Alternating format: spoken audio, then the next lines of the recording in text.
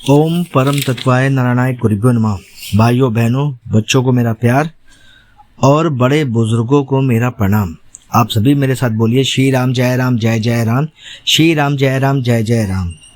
आज का बड़ा रोचक तथ्य लेके आया हूँ जो हम सनातनी को बहुत कम पता होगा। सूर्य पुत्र कर्ण के बारे में। सूर्य पुत्र कर्ण की शक्ति के सामने बड़े बड़े योद्धा महाभारत काल में पानी मांगते थे। वह अथाह शक्ति का स्वामी भी था, एक दानवीर भी था, पर तब भी उसको इतनी अवहेलना, इतने कष्ट, इतनी मुश्किलों से सामना करना पड़ा। हर जगह उसको अवहेलना झेलनी पड़ी सूर्यपुत्र के नाम से। ऐसा क्या कारण था और ऐसा क्यों था? तो ऐसे रोचक तथ्य जानने के लिए अगर आप सनातनी धार्मिक हैं, हिंदू होने पर आप गर्व महसूस करते हैं, तो आपका चैनल पवन पुत्र हनुमान को लाइक शेयर सब्सक्राइब जरूर कर लें और बेल आइकन को जरूर बजा दें ताकि नए से नए वीडियो का नोटिफिकेशन आपको मिलता रहे। कर्ण जो दानवीर भी था एवं परम योद्धा भी था, साथ में वह एक सर्वश्रेष्ठ धनुधर विद्या का स्वामी भी था। कर्ण को अर्जुन के समान धनु विद्या का स्वामी माना जाता था। जी हाँ, बहुत धनुधर। अगर उस द्वापर युग में कहा जाए तो सिर्फ दो ही धनुधर थे, एक अर्जुन और दूसरा कर्ण। ये बात होती है त्रेता युग में। त्रेता युग में श्री राम ने अवतार तो लिया ही था, साथ ही नारायण की। और इसको जानने के लिए हमको आगे जाना पड़ेगा, तो यह वीडियो अंत तक जरूर देखें। जी हाँ, इसको लाइक जरूर करें। जिनको कर्ण पर विश्वास और आस्था हो तो कृपया मेरे पवन पुत्र हनुमान चैनल को लाइक जरूर कर लें।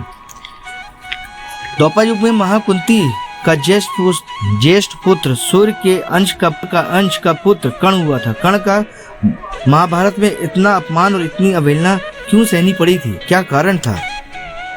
जब किसी भले इंसान के साथ बुरा होता तो समझ में आना चाहिए या समझ लेना चाहिए कि उसका प्रारब्ध या पूर्व जन्म में पापों की वजह से उसके इस जीवन में उसको इतनी अवहेलना या कष्ट झेलना पड़ रहा है और उसके प्रश्नों के उत्तर नहीं मिल रहे हैं। कर्ण के जन्म और मृत्यु का रहस्य इस कर्म कांड से जुड़ा हुआ है कि कैसे उसके कर्म कांड थे पिछले जन्म में या प्रारब्ध में, जो उसको इस जन्म में भुगतने पड़े।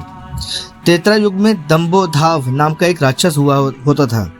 उसने सूर्यदेव की बड़ी कठिन तपस्या करके उसने अमरता का वरदान मांगा, तो सूर्यदेव ने ऐसा वरदान देने से मना कर दिया।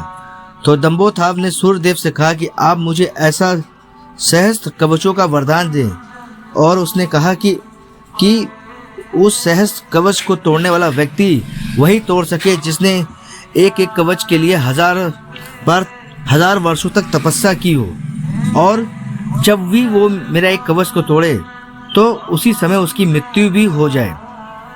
तो सूर्यदेव ने उसको तथास्तु कहते हुए उसको वरदान दे दिया। सूर्यदेव को मालूम था कि वह वरदान का दुरुपयोग करेगा, पर उसने बड़ी ही चतुराई से और बड़ी ही कठिन तपस्या करके वह वर मांगा था, जिसको देने के लिए सूर्यदेव थे, उनको देना ही पड़ा, जिसके कारण उन्होंने उसको वरदान दे दिया।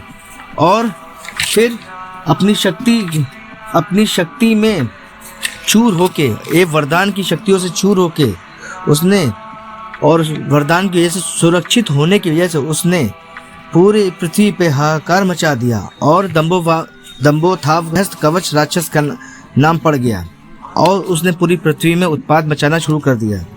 उसके अत्याचारों से पूरी पृथ्वी हिलने लगी, सब तरफ त्राहिमाम वो शोर होने लगा, चारों तरफ पृथ्वी हिलने लगी। यह सभी देख के सभी देवता धरती के पालनहार श्री हरि विष्णु के पास पहुंचे और उनकी सहायता के लिए सबने प्रभु से प्रार्थना की। तो प्रभु ने कहा कि दक्ष पुत्री के पुत्र के रूप में नर नारायण के रूप में हम जन्म लेंगे, जो त्रेता युग में होंगे, और वही नर नारायण इसका वध करेंगे। नर नारायण दो शरीर होते हुए एक जान थे और एक ही जैसे तरह दिखते भी थे। समय के साथ दोनों ने घोर तपस्या की। एक भाई ने दंभोधाव या सहस्त्र राक्षस को ललकारा युद्ध के लिए, तो दोनों के बीच में बहुत घमासान युद्ध हुआ, इतना घमासान युद्ध हुआ, और जैसे ही 1000 वर्ष हुए तो नर ने सहस्त्र राक्षस के एक कवच को तोड़ दिया और जैसे उसका कवच टूटा वैसे ही नर की मृत्यु भी हो गई। सूर्य के वरदान के अनुसार नर की मृत्यु हो गई। फिर नारायण 1000 वर्षों की तपस्या के बाद वह नर के पास आए और अपने तपोबल से और श्री शिव शंकर या भोलेनाथ की जो तपस्या में उन्हें वर से जो प्राप्त किया था महामृत्युंजय मंत्र को, वह उसके बल से उनने नर को जीवित कर दिया। फिर नारायण ने नर को तपस्या के लिए भेज दिया। फिर नारायण ने 1000 वर्ष तक उस दैत्य दंभोधाव से युद्ध किया। फिर नारायण 1000 वर्ष बाद जब उसका एक कवच टूटा, दूसरा कवच, तब नारायण की मृत्यु हुई। ऐसा 9,999 सालों तक चलता रहा, कवचों तक ये चलता रहा। फिर सहस्त्र कवच का आखिरी कवच बचा तो वह तुरंत जब उसको लगा कि अब उसकी मृत्यु समीप है, डर के मारे वह तुरंत सूर्य देवता के पास सहायता के लिए पहुंचा और अपने प्राणों की रक्षा के लिए उनसे सहायता मांगने लगा।